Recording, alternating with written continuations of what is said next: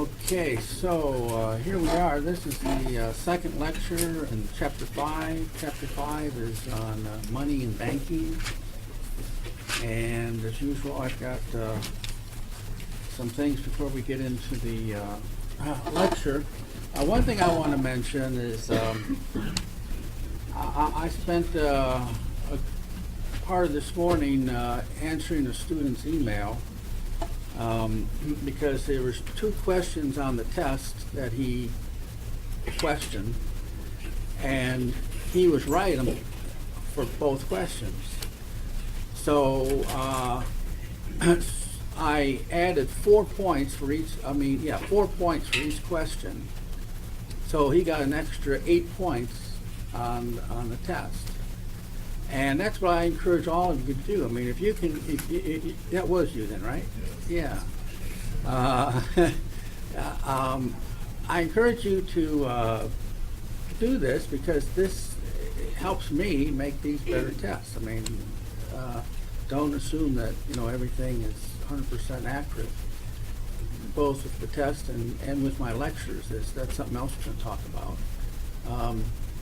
So scrutinize your, especially the questions you missed, and if you see that there's a problem, then email me, and I'll send you a complete explanation.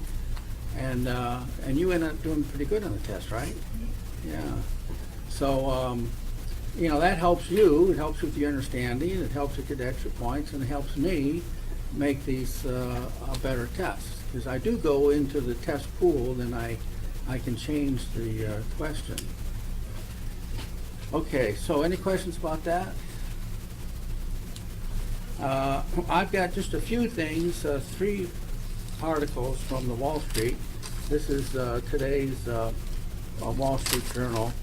And, I do this just to kind of keep you abreast of current events and to try to make sure you understand basically how the economy works. This article says UK pound, that's United Kingdom, pound of, the United Kingdom is a part of the European Union, but they have maintained their own currency. Instead of using the euro, they still use the pound. Anyway, it says UK pound falls to a 30-year low. And when it falls in value, it's always relative. It's got to be relative to something else. If I say this has fallen in value, then the next question is, well, fall in value relative to what? And so I believe this says that it's fallen in value relative to the pound. Now, economically, that would be good for England. As an indicator, it could be bad.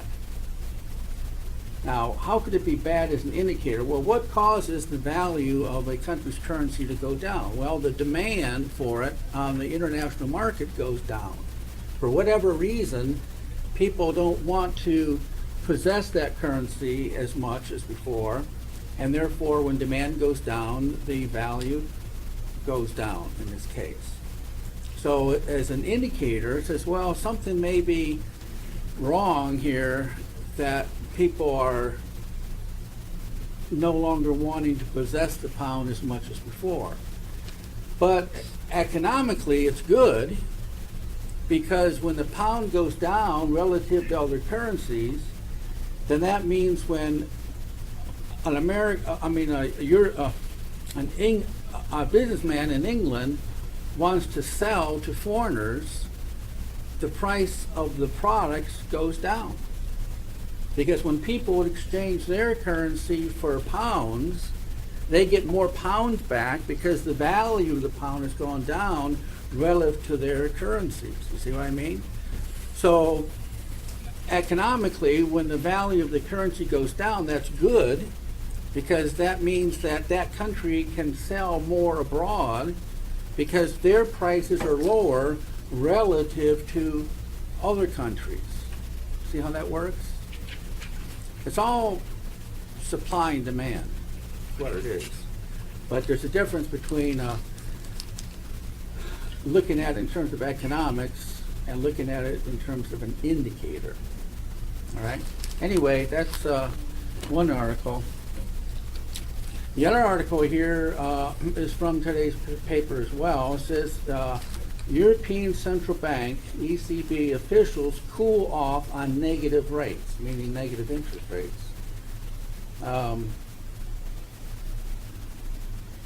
It says a warning that lower stock prices could cause banks to become more conservative in their lending.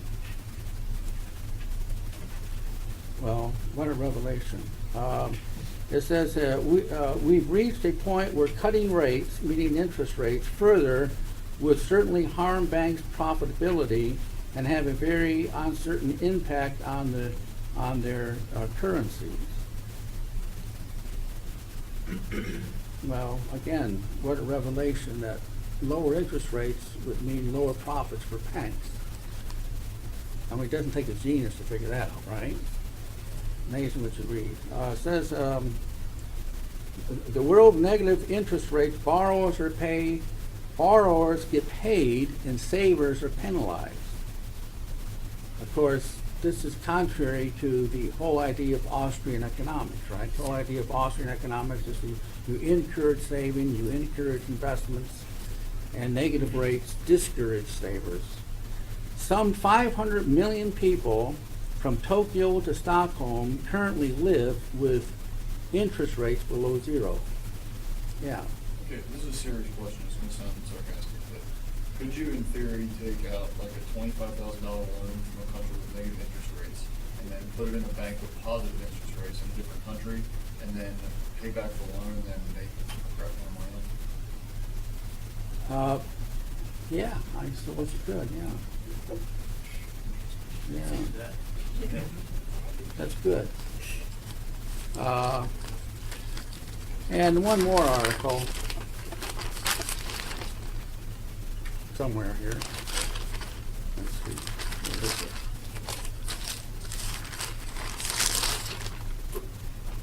How to make trade work for everyone. This is in today's Wall Street Journal again. This is the editorial page. But we've got a whole chapter coming up here on trade. But it says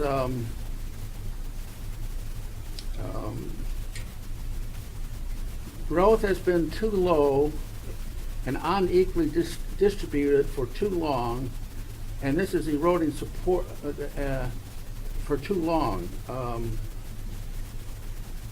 Therefore, support for open trade policies are essential for sustained recovery, boosting global growth and equity. Let's be clear about what's at stake. Trade is not an end in itself, but a tool for better jobs, increased prosperity, and reduce global poverty. With open markets, more people benefit from access to goods and services, ideas spread, and firms access larger markets abroad. And that is an economic truism, that free trade is beneficial for all countries. However, are there situations where you want to restrict trade in terms of quotas and tariffs? And the answer is yes. I mean, there are arguments that are valid for the restriction of trade in certain circumstances, and we've got a whole chapter coming up near the end of the course just on this topic. So I'm not going to get into it now, but I just wanted to just make that statement. Okay, well, I've got some videos here that, part of the reason I show you these videos is really just food for thought. Before I get into that, though, I do want to show you, this is the part of our Constitution. This is the Bill of Rights, anyway, the amendments to the Constitution, the first 10. And last week, we were talking about the Federal Reserve, and I mentioned the 16th Amendment. Well, the 16th Amendment doesn't concern the Federal Reserve. The 16th Amendment is about the income tax, which is what we weren't talking about, the income tax. And but what it does entail is the 10th Amendment. Now, the 10th Amendment is, it says, the powers not delegated to the United States by the Constitution, nor prohibited by it to the states, are reserved to the states, respectively, or to the people. And so the Federal Reserve was never sanctioned by the states, and that's why the Federal Reserve is unconstitutional in accordance to Amendment 10 of the Constitution, not 16. You were going to look into that, right? Well, I was going to look into whether or not the 16th The Amendment 16th was actually ratified. But Yeah. You were saying it wasn't. Well, but that's income tax. Right. Yeah, so I'm not going to get into that now. But we will talk about it, later when the time comes. So anyway, I just want to make that correction. I do make mistakes, and so I really do appreciate it, when you say something. Now, these next two videos is about the Constitution and about, but more specifically, they're about the rule of law. Now, what is the rule of law? Remember we talked about the rule of law versus the rule of man, and why is that important? Well, it's a very distinct difference between Austrian economics and Keynesian economics. With Keynesian economics, we have a plan, and that plan can ultimately is only enforced through either force or propaganda. And whereas Austrians are, this is a gross generality, but Austrians are more in favor of open markets. And these open markets have to be protected by law. And that's where this whole issue of the Constitution comes into play. But this, I'm going to show you about 6 minutes of one video and 4 minutes of another, and then we're going to get into the material, because we do have a lot to cover. But hopefully this will give you some food for thought in terms of, see, this really goes to the heart and core of economics, because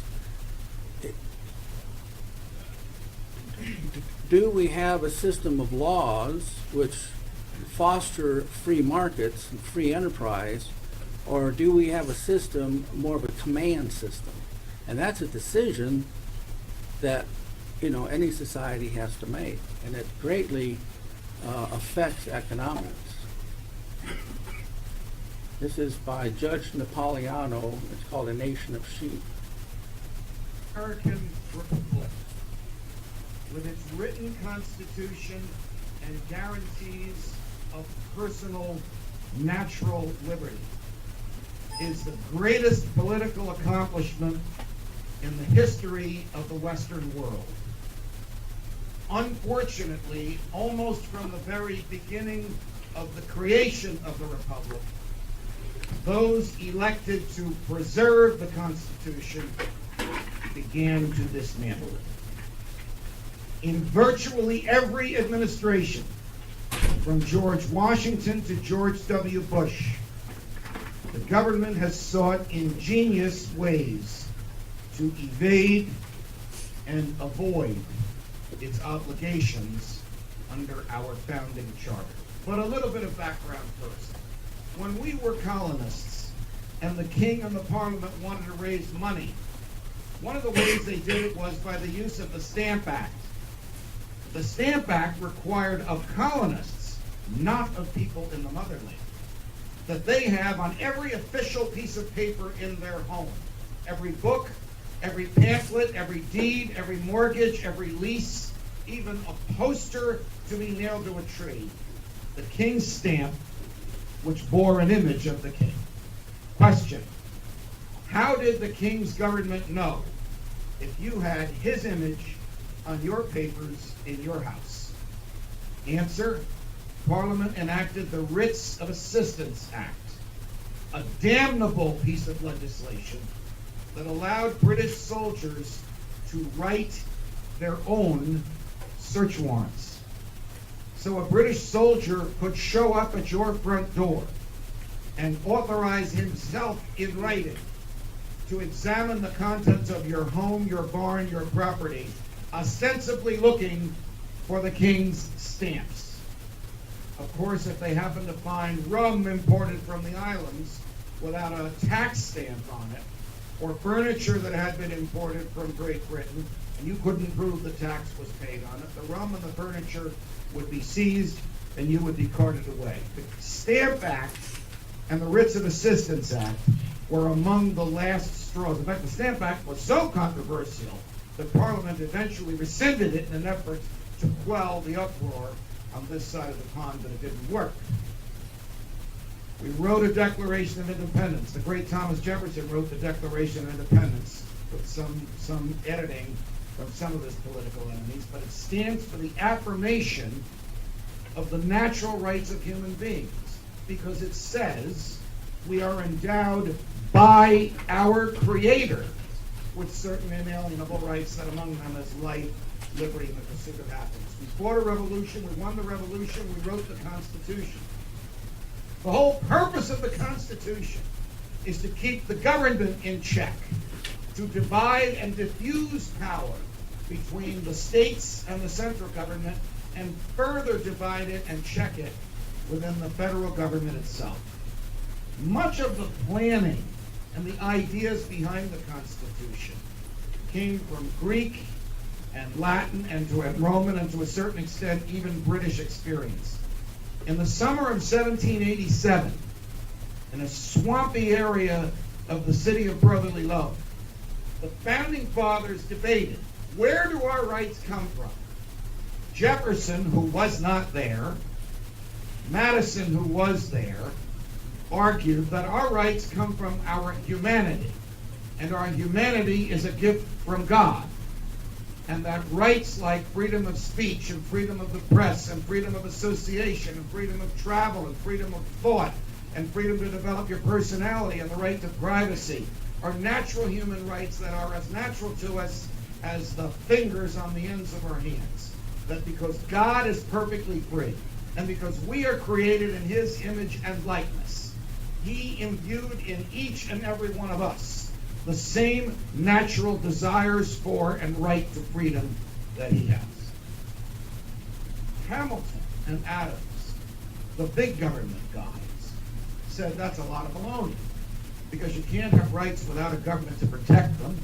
You only have the rights that the government lets you have.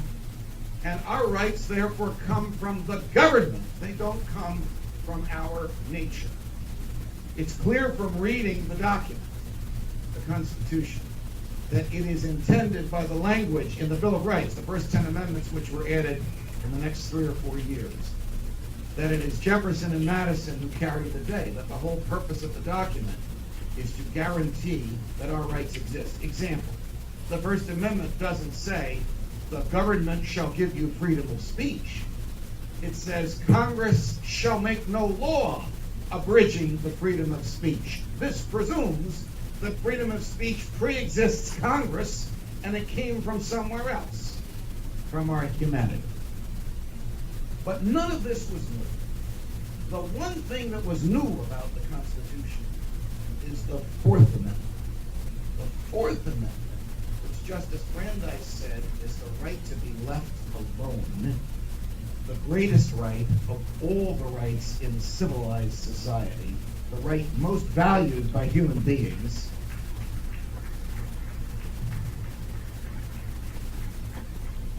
Today we call it the right to privacy. Here's what it means. It means that the government can't come and break down your door in the middle of the night, like in the banana republics. It must go to a judge, and it must present to a neutral judge what the document, what the Fourth Amendment calls probable cause, a phrase meaning it is more likely than not that in that house where we want to seize that person or that document, there is evidence of a crime. So no matter how guilty is the government's target, the Fourth Amendment puts a neutral judge between the government and the target. No matter who the target is, no matter what the target has done, no matter how guilty is the target, no matter how widespread is the belief in the guilt of the target, no matter how accurate is the belief in the guilt of the target, no matter how much the society fears the target, government must go through a neutral judge before it can get to that target. Unfortunately, we have allowed the government a monopoly on the use of force. Well, now I'm going to say another one to give you some food for thought. Over here at Kafka Winston World's page, and great information in this video. It's over an hour and a half long. Get it while it's hot. I'll sum it up for you though real quick. What you're looking at here is the Emergency Powers Statutes, or the National Emergencies Act. Now, this was initiated, this woman in the video just goes over so much critical information. It's just, it's big time. As you can see here, this started in 1933 with President Roosevelt declaring emergencies without limiting their scope of duration, without citing the relevant statutes, and without congressional oversight. This was put into place back then. Now, ever since then, we have been in a perpetual state of emergency. As you can see here, Barack Obama has renewed George Bush's Emergency Act 6 times alone. One of the older ones going all the way back 35 years to Jimmy Carter's era. And this is repeated. Now, this is the key to the whole thing here.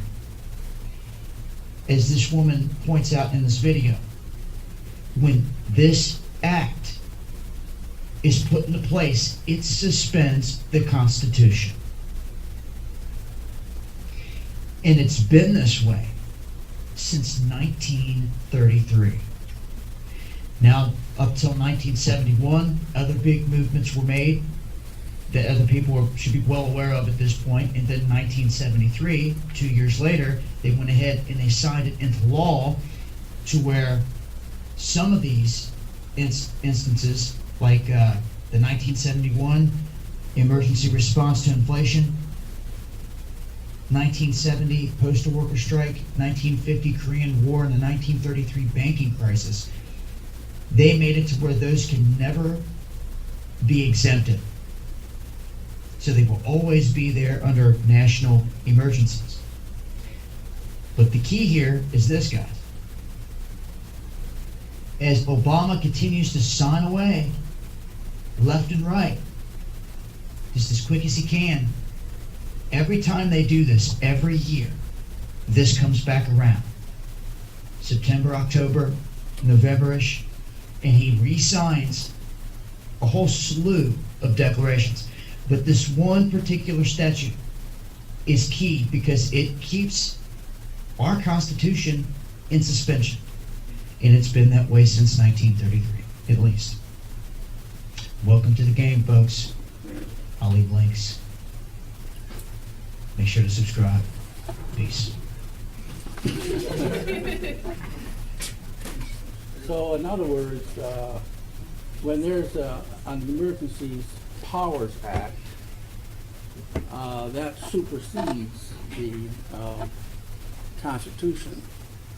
And what he's saying here is that in one form or another, every president, now, this isn't Democrat or Republican, just, both are guilty in this respect, but our nation has been under an Emergencies Power Act of one form or another since 1933. So that diminishes the protections that we have under the Constitution. Yeah. So is that just the state of emergency, does that just apply to the executive branch's powers or all three branches? Oh, wow, well, that's a good question. Yeah, you guys got good questions, I'm not an expert at this, but I would say the executive branch, because it is power in the hands of one person, or at least through the executive branch.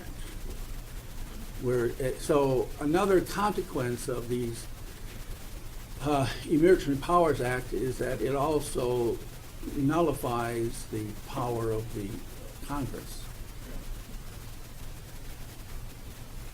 So, any other questions? Again, what has this got to do with the rule of law and the rule of man? Well, it's got to do with, you know, what kind of government do we want, and therefore, what kind of economic system do we want? Do we want a free market system based on the rule of law? And those laws are written to protect, you know, the average citizen, or do we want a command system that is based on some kind of plan? Also, while I'm at it, probably already in some hot water, but while I'm at it, I might dig myself deeper. There's if you watch more videos on YouTube, and that's where I get all these videos, you'll hear the term false flag. And what a false flag incident is some big event that is meant to influence people's opinions about something. For example, 9/11 with the Twin Towers. Some people think that was a false flag incident. Now, whether you think that 9/11 incident was an inside job or it was really done by, you know, adversaries is really irrelevant. The point is that because of the destruction of the Twin Towers, laws have come into effect, like these Emergency Powers Acts, that have given more power to the central government. Now, what a false flag is people say, well, that 9/11 incident was an inside job, and the whole purpose of it was to scare people, and then to say, well, because we've got this great external threat, you know, we must change some laws that give more power to the government in order to protect the average person. And this has been done, you know, really throughout history. Now, whether 9/11 was a false flag or not, I don't know. But what I'm saying is that, but I'm simply making you aware of what this term means, and that there have been false flags throughout history. Now, if you want to get down to individual events and ask me, was this really false flag? Then you know, I don't know. I'm not an expert at it, but it's part of your education to be aware of these terms and certain you know, events. So, any questions about that?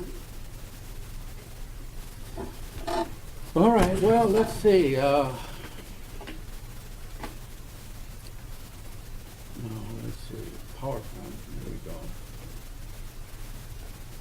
And let's see. Now let's get to slideshow from current slide. And now, last time we talked about money. What is money? And now what we're going to talk about is our banking system. So demand deposits. Now, some of this is just terminology. A checking account, for example, is called a demand deposit. You put money in the bank in a checking account, and then you make demands on that. So we call it a demand deposit, as opposed to a savings deposit, where you put money into an account and then you plan on keeping it there for a while, and you don't make regular withdrawals from it. So these two types of accounts. Now, how do banks make a profit? After interest paid, assuming we live in an environment of positive interest rates, which we still do today in America, although interest rates are close to zero. After interest paid or services rendered minus cost equals bank's profit. And this is how banks make profit. They they take our money in, and then they have cost involved. Now, take a checking account, for example. Like I've got a checking account that I've got all kinds of services available to me, and those services are a cost to the bank, and yet the bank doesn't charge me for this checking account.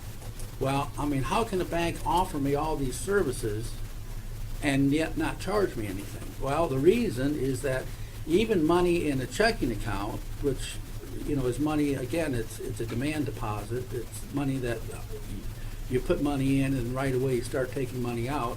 Even that money is lent out to other people, and interest is earned, and then from that interest, that's how the bank pays me.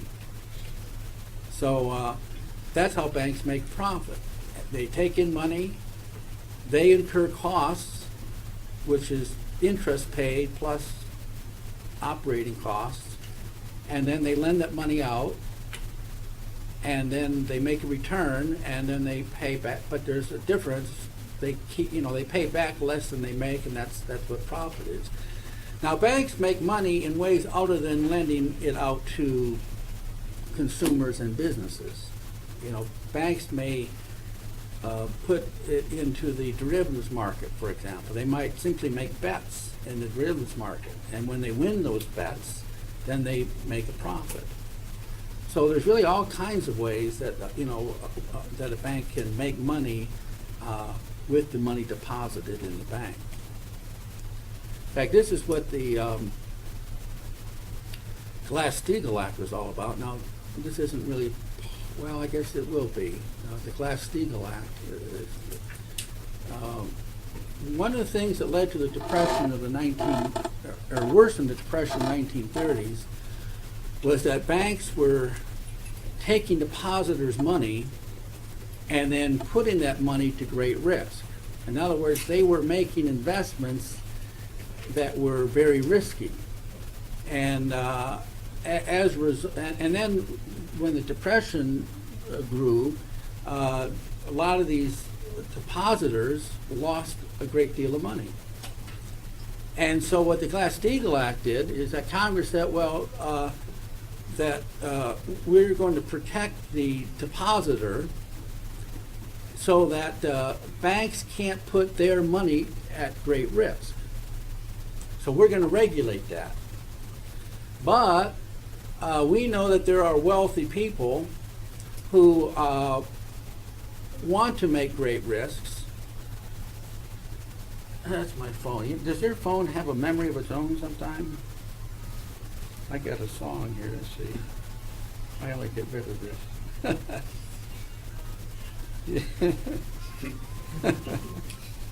Amazing. I had to shut this thing off, right? Even though I put it on silent, you still get in trouble. So anyway, so what Congress did is that they said, well, we're going to regulate banks so that they can't put depositors' money at great risk. But since wealthy people need a playground to play in, we're going to leave them alone so that when they give their money to investment banks, which deals only with wealthy people, like the minimum amount of money you might need to do business with an investment bank might be like $1 million. Today it's closer to $10 million. So investment banks are dealing with wealthy people, and so the Glass-Steagall Act said, well, we're not going to hassle those people. They can do anything they want. We're not going to regulate them.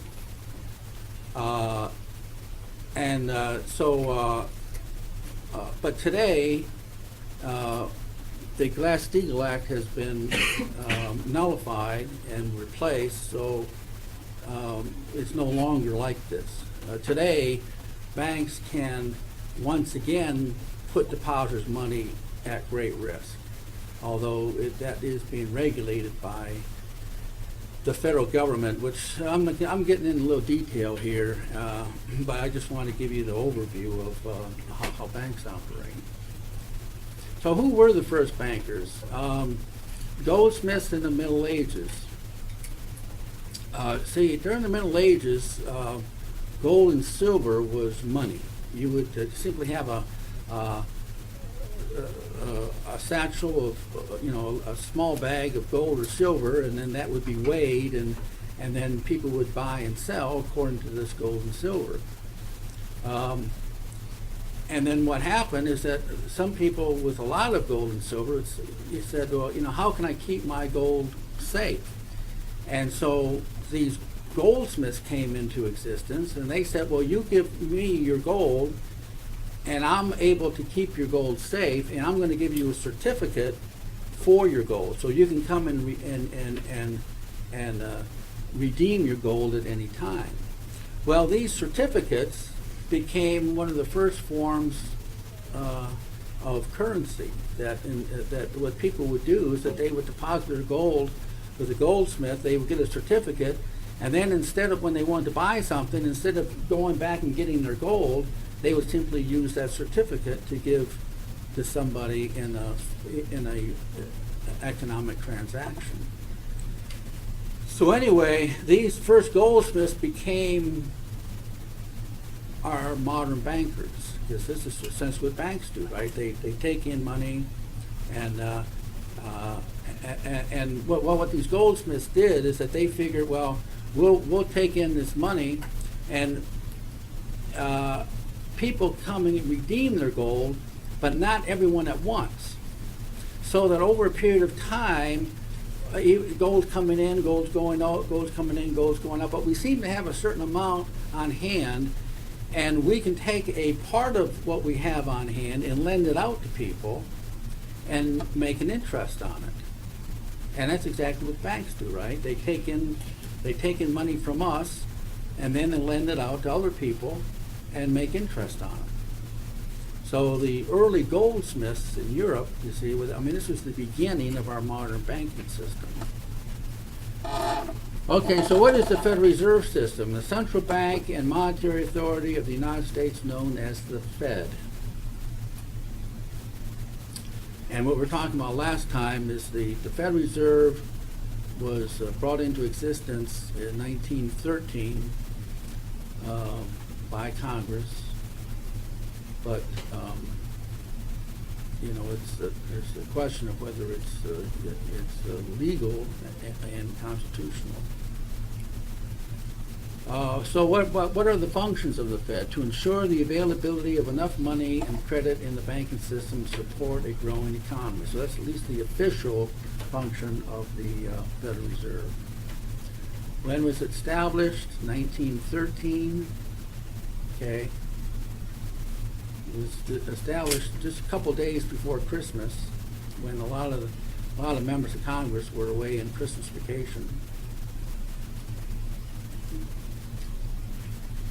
Does the Fed loan money to private companies? Yes. After 2008, it bought bonds from companies as well as the federal government and banks. So before 2008, the Federal Reserve bought bonds from the federal government. See, this is how the federal government borrows money. The federal government borrows money by selling bonds to the public, but also to the Federal Reserve, and that's how the U.S. Treasury borrows money. And so a big function of the Federal Reserve was to buy bonds from the federal government. But since 2008, the Federal Reserve has also bought bonds from the private sector, corporations and such like that. So that's been a change. Now, when the Federal Reserve creates the money to buy these bonds, then we call that quantitative easing, which the Federal Reserve does. So I'm not the only one. So that's what the Federal Reserve does on a regular basis. It creates money and buys bonds with it. Now, why would the Fed want to decrease the money supply?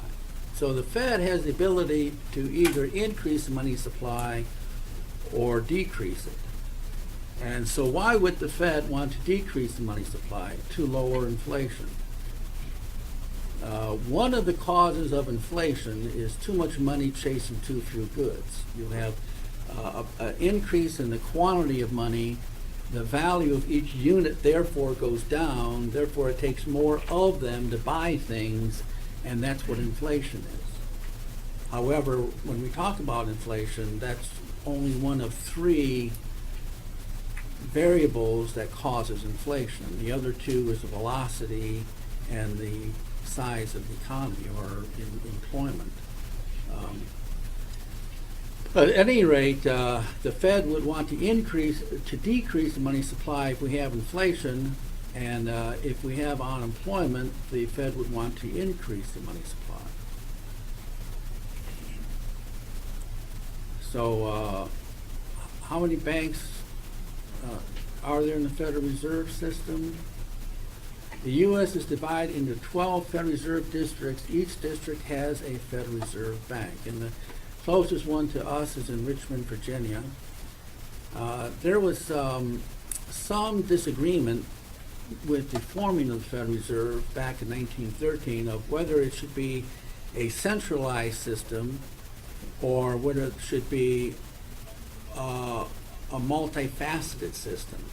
And so they came to a compromise, and what we have today is it's somewhat of a centralized system with the Board of Governors being stationed in Washington, D.C., but we do have 12 Federal Reserve districts, and each district has a president of that Federal Reserve Bank, and therefore each district has some power. So it's, although just like with the federal government, over the years, more and more power has been given to the central authority, and less power is been relegated to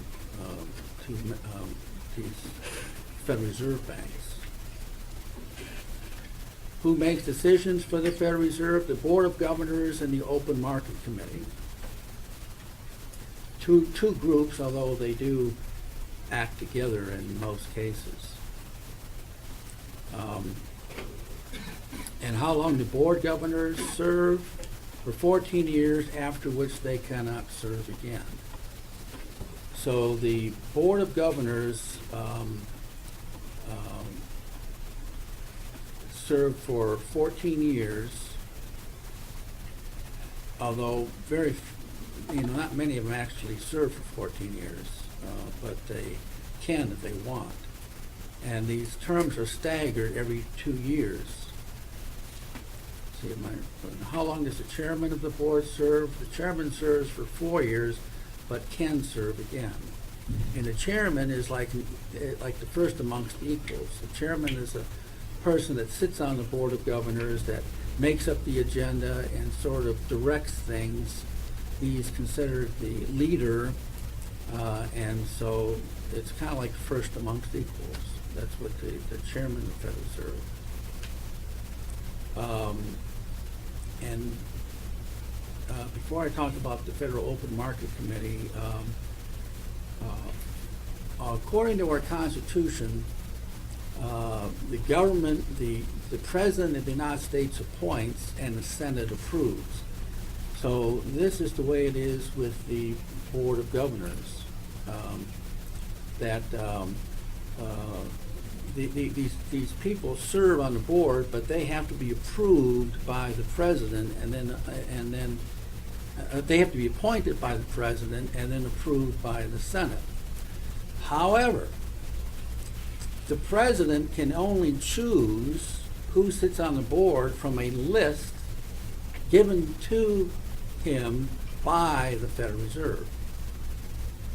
So the President can't appoint anyone he wants onto the Board of Governors. It has to be from a list given to him by the Federal Reserve itself. The Federal Reserve has never been audited. So we have no idea, really the inner workings of the Federal Reserve. And we do not know, who owns the Federal Reserve. because that's not allowed according to the Federal Reserve Act. So what is the Federal Open Market Committee? Made up of 7 board members and 5 presidents of Federal Reserve banks. So there's 7 people that sit on the Board of Governors, and then you've got 5 presidents, now that's 5 of the 12, that sit on the open market, that are they're part of the Open Market Committee. Now, the Board of Governors is the central decision-making of the Federal Reserve. But the largest function of the Federal Reserve is making decisions of buying and selling of government securities. And a lot of those securities are bought and sold on the open market. Now, when you and I buy stock, we go to the stock market. Now, we may not go there personally, but through a stockbroker, you go through, that's how you buy stock. And so we call that the stock market. The stock market is a physical place where stocks are bought and sold. Well, bonds can be bought and sold just like stocks. And the physical place that bonds are bought and sold is called the open market. Right? Now, very few bonds, see, what a bond is that the government or a corporation will sell a bond for less than its face value. And then on a certain date in the future, the person who owns that bond can cash it in from the seller at the face value. So the return on the bond is the difference between what you pay for it and what it's worth on a certain future date. All right? Now, most bonds can be bought and sold. Let's say either the government or corporation sells a bond, but that bond doesn't mature for maybe 10 years from now. So you can't take that bond into the issuer and get any money until that date 10 years from now. But let's say that you buy a bond that matures in 10 years and 2 years goes by and you say, well, I don't want to wait another 8 years. I need money now. So what can you do? Well, you can sell this bond to anyone who's willing to pay for it. Now, what are they willing to pay you for it? Well, that's whatever the two of you can agree on. This is a free market. And why would that person want to buy a bond from you? Because 8 years from now, they are going to receive X number of dollars from the issuer. Or they might decide to sell the bond themselves someday. See? Bonds can be bought and sold, bought and sold, bought and sold, just like stocks, but at a certain date in the, that's written on the bond, then it can be cashed in. Yeah. So if the government sells a bond that is worth, the federal government sells a bond that's worth $100 and it sells it for say 50. The Yeah. only way, That's the way savings bonds work. the only way they make money is if Well, they don't. people. Well, the government doesn't make money, it borrows the money. But the people who buy the bond make money from the difference between what they paid for it and what they can cash it in for. It's like you give them the government loan. Well, that's what you're doing. It's not like, that's exactly what you are doing. And that's how, you mentioned 50%. Well, that's how savings bonds work. A savings bonds is a low denomination type bond, and they're always sold at half their face value. So like a $1,000 savings bond will initially sell for $500. And then it's worth, $1,000 at some date in the future. So the government only makes money off of the loan that. Well, it doesn't make money, it's borrowing money. But. It doesn't make money, it's borrowing the money. You're giving the government money, but it's only a loan. But then the government has to pay back the loan. Yeah, of course. So, but it only pays less than what, it only pays less if you cash in the bond before the maturity date. Well, you can't cash it in before the maturity date, not to the issuer. You may be able to, now savings bonds you can't sell to other people, but that's unusual. Most bonds you can sell, to second, third, fourth parties, etc. A savings bond is really unusual that you can't change the ownership of the bond from one person to another. At least I guess maybe you could, but there are great restrictions on it, whereas most bonds is much more freer in that, like corporate bonds especially. You buy a corporate bond, but you can, sell it anytime you want.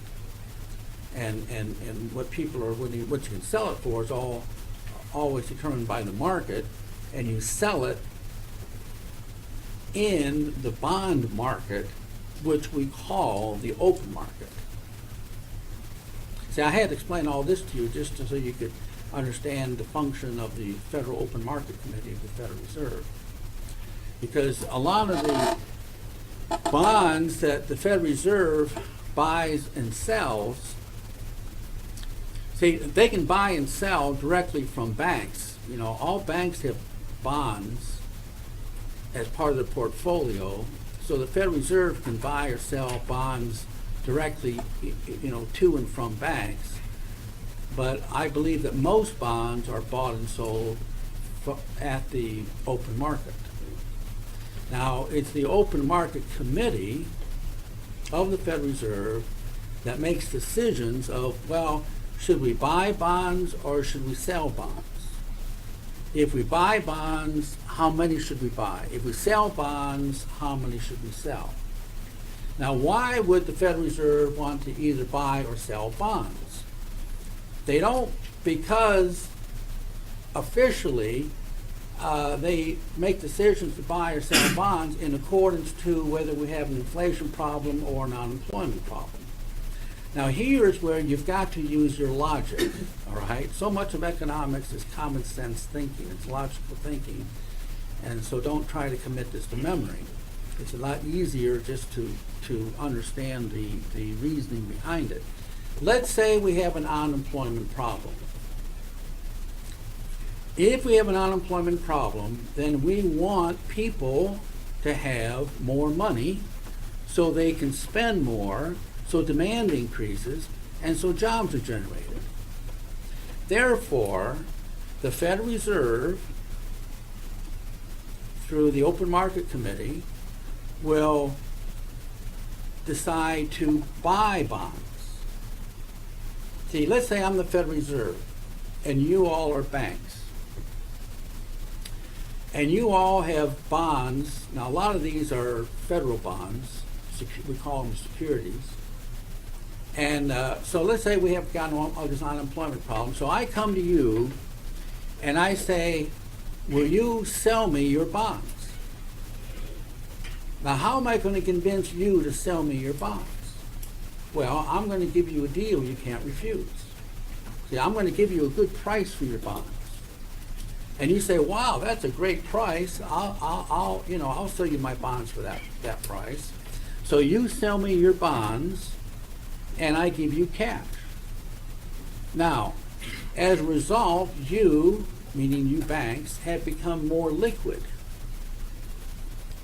And because you're more liquid, you are able to lend out more money. Because a lot of this, I'm assuming here, is excess reserves. So you have to keep a certain amount of your assets in reserve, and therefore you lend money out in accordance to your excess reserves.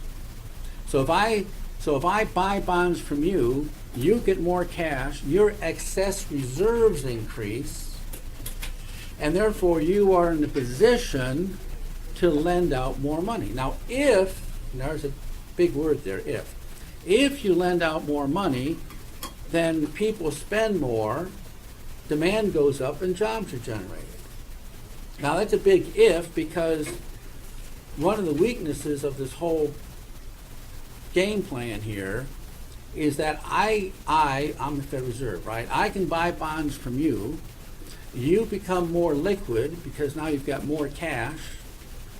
You do what you can to lend out more money, but you can't force people to borrow money from you. You might lower interest rates, you might give away more teddy bears, you might, clean your windows more. I mean, you might do all these things, but you can't go out in the streets and club people on top of the head and drag them in the bank and force them to borrow money. All right? So there's a limitation here. But nonetheless, this is what the Federal Reserve does. If we have an unemployment problem, one of the monetary tools, one of the ways that they can increase the money supply is by buying bonds, and then banks become more liquid. If they can lend that money out, demand goes up and jobs are generated. Now let's say that I don't buy bonds directly from you, but I go to the open market and I buy bonds from anyone who's willing to sell them to me. All right? So let's say that this now is you all are part of the open market, and you could be anybody. And I'm the Federal Reserve, and I come to the open market and I buy bonds from you. Again, how do you convince me to buy the bonds? I give you a good price. So you sell me your bonds, and I give you, now I say cash, but it probably wouldn't be cash, it'd probably be virtual money. But anyway, your assets go up, let's put it that way. Now, what are you going to do? Well, what you're going to do is you're going to go to your bank and deposit the money.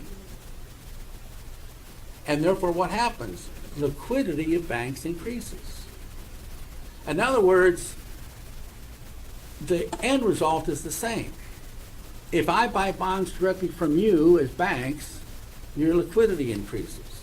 If I go to the open market and I buy bonds from anybody, and those anybody's deposit their money in your banks, then your liquidity goes up. See, either way, I've increased banks' liquidity. See how that works?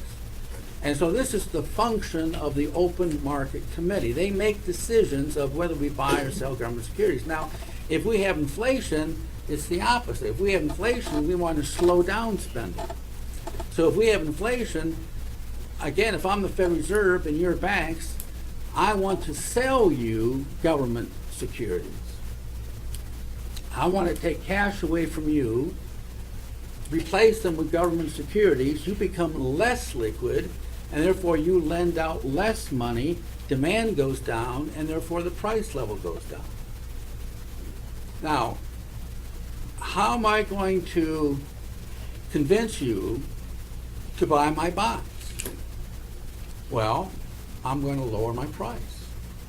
Because remember that the profit or the return on the bond is the difference between what you pay for it and what the face value is. So I'm going to lower my price, and you're going to say, wow, I can make a lot of money buying your bonds for this low price. So I sell you bonds, you give me cash, and that's what we do if we have inflation. Now again, I defy any of you to commit this to memory, all right? You get very confused. You just got to look at it and see, oh yeah, that makes sense. See, it's all very logical. You have to see the reasoning, how this works. Remember, one of your worst enemies in this course could be your memory. Some things, yes, terms you have to know, like, quantitative easing, and, what that means. Certain terms like liquidity, you've got to know, what liquidity is. But after that, you just use your logical thinking. So what is the role of the Open Market Committee? The Federal Open Market Committee makes decisions as to the buying and selling of government securities. Now, where do these securities come from? From the federal government. Why does the Federal Reserve have these securities? Because the federal government sold these securities to the Federal Reserve, because that's how the federal government borrows money. Now, the federal government can sell securities to anybody, but the Federal Reserve buys a lot of them.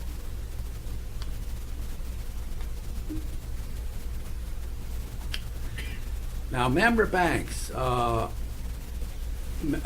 banks in the United States, if they're members of the Federal Reserve, not all banks are members of the Federal Reserve, but it's your larger banks that tend to be members of the Federal Reserve. And only banks that are members will have the word national in their name. And they become members of the Federal Reserve by buying stock in the Federal Reserve, because the Federal Reserve is a corporation, just like any other business corporation. It sells stock, it's a public company, and sells stock to stockholders.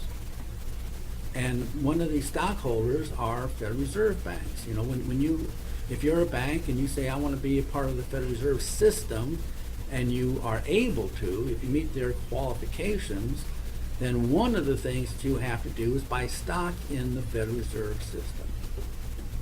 Okay?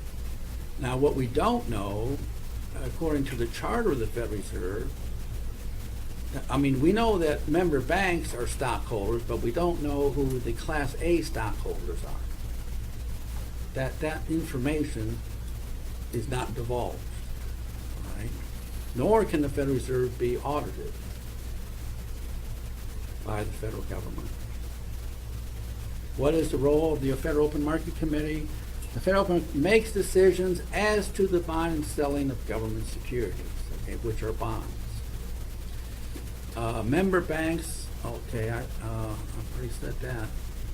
Maybe that slide's on there twice. What do letters FDIC stand for? The Federal Deposit Insurance Corporation. And what is the FDIC, or when was it established? 1933, under Franklin Roosevelt, as part of his New Deal program. And what is the function of the Federal Deposit Insurance Corporation? To insure deposits in any banking institution that purchases FDI insurance, which is 99.9% of them.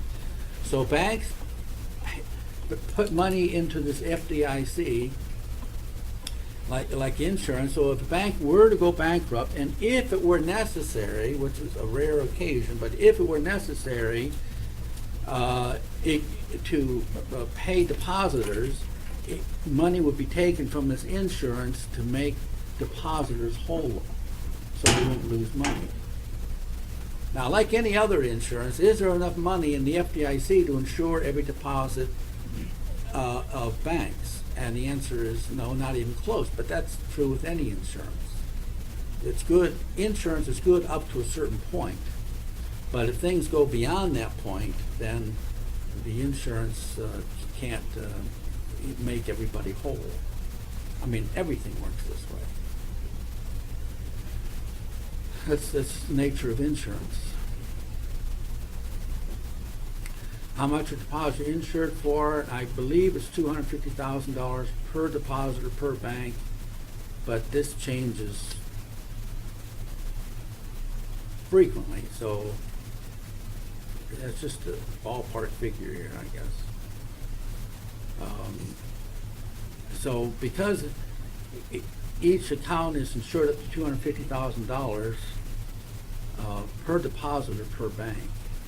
All right, let's leave it at that. What is the name of the market where money is bought and sold? The loanable funds market. Now, again, this is just terminology. When you go to the bank to borrow money, you are the demander, the bank is the seller. So we have a market here. Now, what is the name of this market? The name is loanable funds market. When you go to the bank to borrow money, you become a participant in the loanable funds market. So that's just definition. Why would the Fed want to expand the money supply? Okay, I've already talked about this. Contract the money supply, I already talked about this. We have inflation. And liquidity, we've talked about before. That's why I put a lot of these terms in the introduction, so we don't have to spend a lot of time on them. But liquidity is a measure of how easy or difficult it is to spend your assets. The easier it is to spend your assets, then the more liquid you are. And the more difficult, the less liquid, or we call illiquid. And so, again, I just explained this I get ahead of myself on this. See, what the Fed can really do is influence. Now, I'm not using the word control here on purpose. I'm using the word influence. The Federal Reserve can influence the liquidity of banks. That's what the Federal Reserve can do. It can't directly increase or decrease the money supply. It can make it easier or more difficult for people to borrow money, but even then, what it really does is it influences the liquidity of banks. It can take actions that would encourage banks to become either more liquid or less liquid. And again, I use the word encourage because I didn't say the Fed takes action to make banks more liquid or less liquid, because it doesn't have that control. But it can influence banks' liquidity.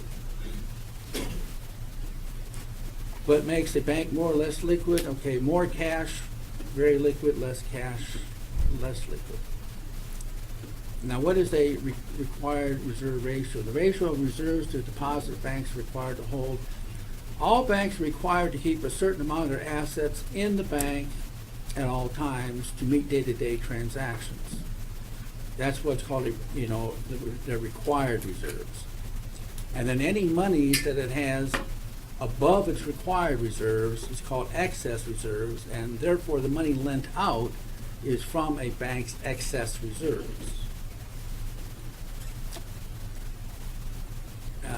Okay, and so I just explained that. What are banks' reserves held? Deposits with the Fed and cash in the bank's vault. So these required reserves, the monies that a bank has to keep in reserve, part of it may be kept at the bank and part of it at the Federal Reserve. And I just explained what excess reserves are. What money do banks lend out? They lend out from their excess reserves. So if a bank has $6,000 in checkable deposits with a reserve ratio of 20%, how much money can the bank lend? So it would be $4,800. That would be 80% of $6,000. So how does the Fed influence the money supply? The Fed can influence the money supply by changing reserve requirements. Saying that banks have to keep more or less in reserve, therefore influences liquidity that way. They can change the discount rate. The discount rate is the interest rate that banks pay when they borrow money from the Federal Reserve. And the federal funds rate is the interest rate that one bank pays another to borrow money. Usually these are short-term, overnight type loans. And the only interest rates that the Federal Reserve controls is the discount rate and the federal funds rate. See, all other interest rates the Federal Reserve can influence but not control. And the fourth, of course, then is the buying and selling of government securities, which is the most popular monetary tool. The buying and selling of government securities, which I just explained. And let's see, who sets reserve requirements? The Fed. And I've talked about all this. The discount rate I just mentioned. And I talked about this. What would the Fed do with discount return periods? And this is just logical thinking. If we've got inflation, obviously they would increase the discount rate and the federal funds rate. If we have unemployment, the Fed would decrease the federal funds rate and the discount rate. All right, I'm getting near the end here. And the prime interest rate, now I just mentioned this because it's a popular interest rate, but the prime rate is the interest rate that big banks charge their very best and most creditworthy customers. So prime here means first. So the prime interest rate would be the lowest interest rate available, and all other interest rates, like the interest rates that you and I would likely pay, are higher than the prime rate. And the prime rate for a 3-month period in 1979 was 21%. Now, wrap that around your mind, thinking about a national debt of $20 trillion. And a security is another word for bond. You know, the bonds that the federal government sells are often called securities, but they are bonds. And the open market I explain, open market operations I explain, and I explained all this. I just got ahead of myself here. See, open market operations is the most common monetary tool. And another tool is simply moral suasion, that the Federal Reserve might simply appeal to banks to lend out more money or to lend out less money. That's called moral suasion. And the largest component of assets of the Fed, meaning Federal Reserve, are U.S. government securities.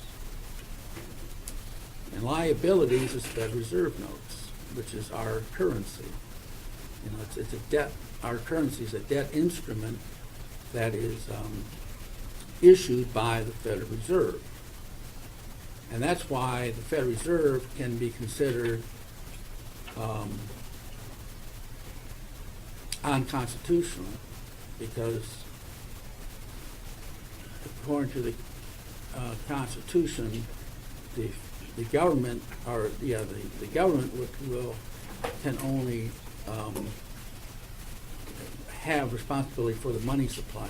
That somewhere in the Constitution says that, and when the government gave that responsibility to the Federal Reserve, which is a public corporation, that some people say, well, that violates the Constitution. It pays interest on its liabilities, but it pays no interest on its liabilities, but earns interest on its assets. See, if any of us, a Federal Reserve note is a debt instrument, it's a note, but have any of us received interest from the Federal Reserve who issued this to us? No. And therefore, the Fed pays no interest, but collects interest on these securities. You know, like when the federal government sells securities to the Federal Reserve, then the Federal Reserve earns interest. So it earns interest on its assets, but does not have to pay interest. So it's very profitable. Anyway, the rest of this would be, it gets down to some technicalities here, which you can get in the book. Anyway, this does finish this chapter 5. So read chapter 6 for next time, right? So I'll start with chapter 6 next time.